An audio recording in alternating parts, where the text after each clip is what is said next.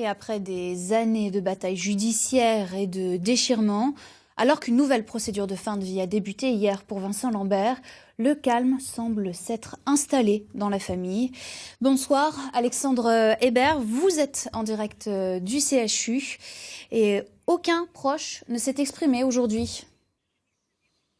Non, Johanna, aucun proche ne s'est exprimé, plus aucun proche ne s'exprime du côté de la famille. D'ailleurs, tout à l'heure, on a vu arriver les parents de Vincent Lambert vers 17h à l'hôpital. Une nouvelle fois, ils ne se sont pas arrêtés, ils ont esquivé les quelques journalistes qui les attendaient et la voiture qui les transportait, d'ailleurs, repartit sans eux quelques minutes plus tard. Cela confirme donc ce que nous expliquait hier Maître Chemla, l'avocat du neveu de Vincent Lambert. La volonté est de ne plus communiquer pour, espérer Maître Chemla, je cite, vivre ensemble ce moment difficile qu'est la fin de vie.